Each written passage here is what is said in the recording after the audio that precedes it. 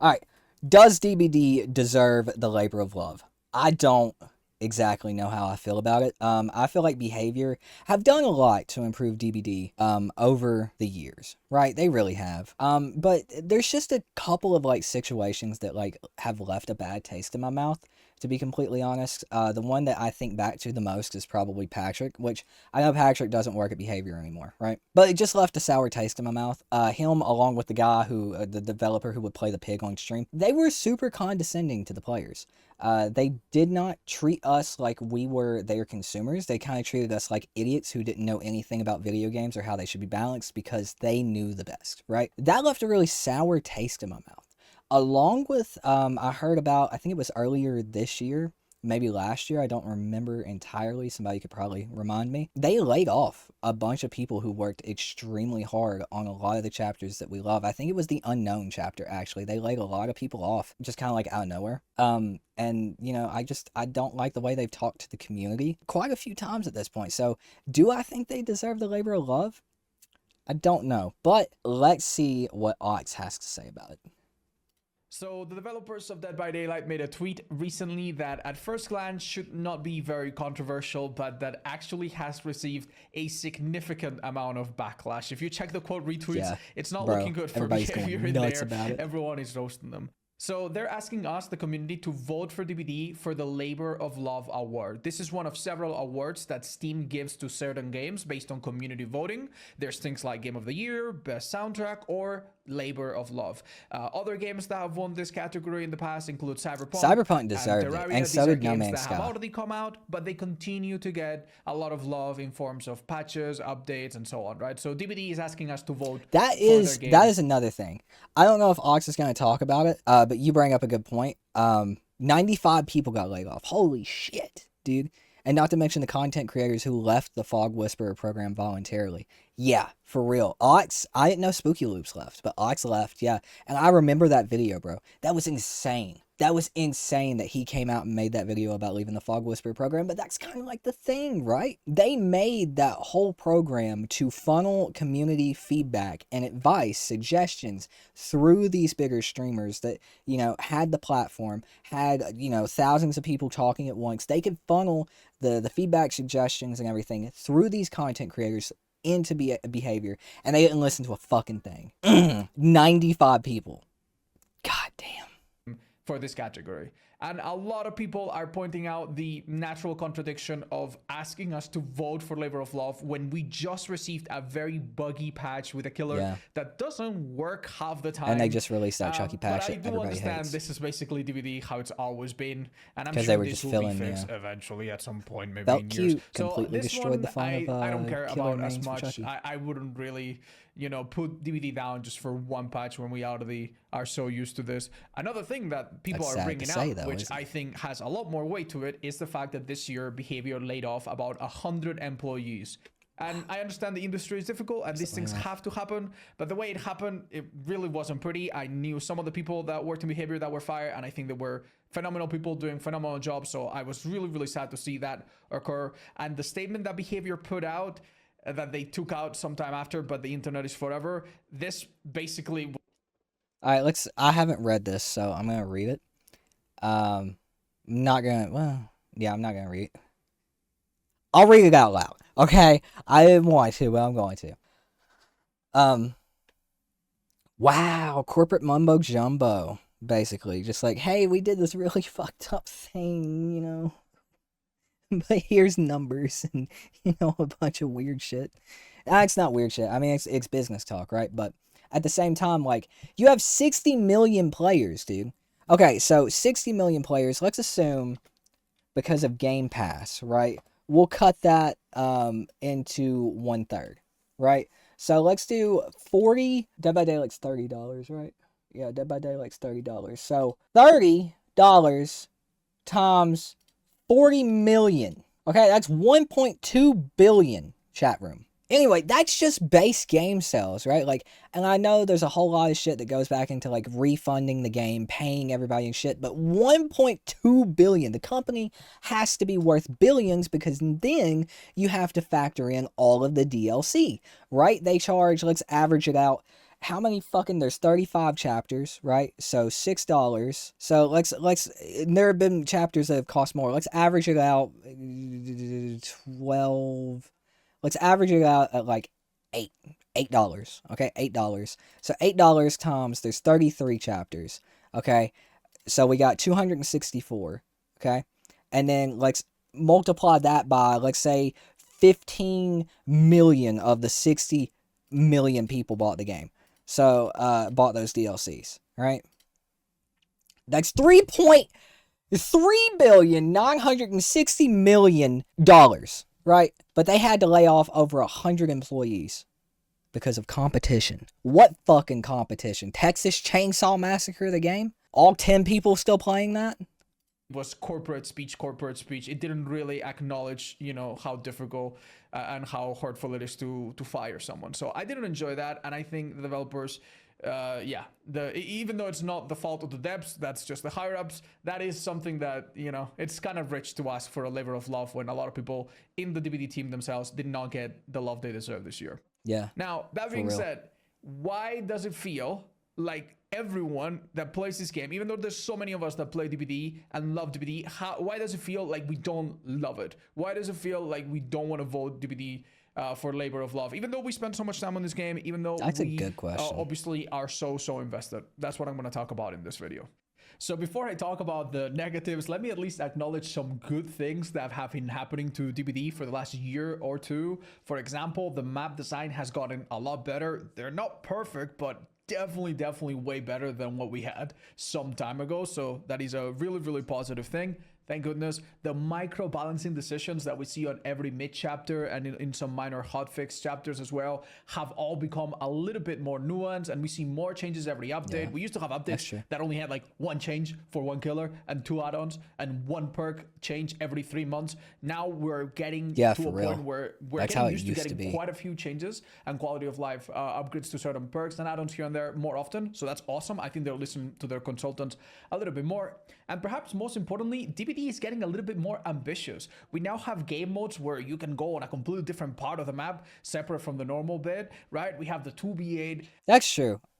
Used to in Dead by Daylight, we would get like these balance patches like every 3 months or so, like 2, 3, sometimes like 4 months, and it would like change 1 perk, right?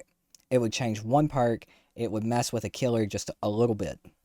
And other special game modes as well, like the giant Oni thing. Like they're doing things that are different. Yeah, the 2v8 game mode and shit like great. That. Chaos Shuffle. And some of these you would expect from a big game, from a big company that has millions of players, right? But I think that is where the labor of love doesn't quite sit well with a lot of people for DBD. On the big things, DBD is doing very well. And probably for the next few months, it will still do really well. Next year, we will have a 5 Nights at Freddy collab, and surely the player base will explode. We'll have a lot of new eyes on DBD, right? On the big things, DBD, I'm sure, is doing well and will do well. But on the small things that you notice when you actually play the game and not just look at the numbers, some of these things are really embarrassing to still see in the game. These are some of the things that should have been fixed years ago, but maybe don't get fixed because the developers are just too busy. I'll say this real quick, if that 5 nights, after that 5 Nights at Freddy chapter comes out, dog, after that comes out, if there are any more layoffs at that company, I call bullshit, dude. That chapter is going to sell like hotcakes. That's going to push them probably into like a multi-billion-dollar company if they aren't already there. If there are any more layoffs, I call bullshit. About the next few changes, and this game is a freight train with no brakes, right? So some of the small things that I've noticed, I have a small list here. The time in general that you waste playing this game is honestly horrible. Yeah, even they made that a lot better, but it's still horrible. If it's the new season and you have 2 million blood points, you have to spend about 4 minutes leveling up to spend all of those blood points. If you reach the max, obviously you waste them. So you always want to get rid of them. There's like a max limit. So 4 minutes you might spend leveling up, maybe more if you went over 2 million. It's honestly such a time waste. And for people like me that have already done it so many times, it feels it's terrible for streamers too. And then you start playing the game. And that's more time wasted. More time wasted. Someone puts you on the ground. and decides they don't want to pick you up, 4 minutes until you bleed out. Survivor decides to hide during the entirety of the end game collapse. Even if you want to give them the gate, even if you want to give them the hatch, if they just decide to hide, at least this has been problem. This stuff has been a problem since Dead by Daylight came out. It's gotten better. It's still a fucking problem. Server ends the game if you don't find them before. What could also be 1 hour is if a killer decides to body block you and everyone else is dead. In a situation like this, you know how you fix that? You get rid of body blocking in general and take the DC penalty. This is something that honestly should have been fixed so long ago. Why don't survivors that have AFK birds lose their collision for like 5 seconds or something, like 1 second, just to get out of this situation? Little situations like this that are rare, but that can really, really affect the fun factor of the game should have been corrected a long time ago. And don't get me started with a lot of the inconsistencies that this game has. We still live in a world where every time you leave a generator, you can get a skill check. And this skill check is a minus 10% of the gen, can trigger a bunch of perks and other things, and it can cascade into a lot of issues. And it's such a nasty thing that should have been corrected so long ago. For example, another thing that I was surprised to learn about recently is that they haven't fixed the auto haven spot where you get stuck. So there's a crane in auto haven that spawns very commonly, and if you run it counterclockwise, you're fine. But if you run it clockwise, you get stuck in an invisible spot. I got myself killed on this spot, and then sometime later, I got a kill on this spot. How does that still exist? How does something like that still exist in this game? Go months and months and months without being fixed. And sound is another thing that DBD is extremely low at correcting. Let me play a clip of me completing a generator in some random map, and then a clip of me completing a generator in Larry's. And you listen and tell me if you notice any difference.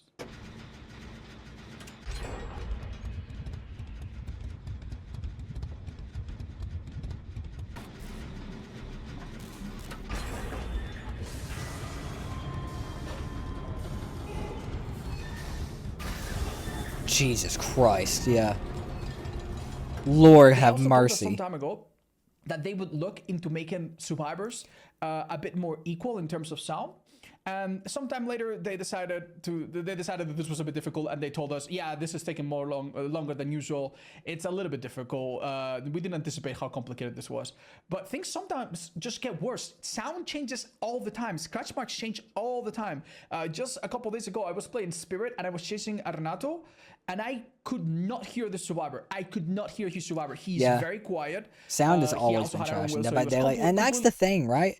It's death by 1,000 cuts, right? They're not like big, well, some of them are, like slugging a survivor out for like 4 minutes, trapping them in a corner as the last survivor, hiding and shit like that. The overall toxicity that you can still like abuse in the game, like when they could just add like a spam button timer for like crouching that would get rid of teabagging for the most part. It's death by 1,000 cuts.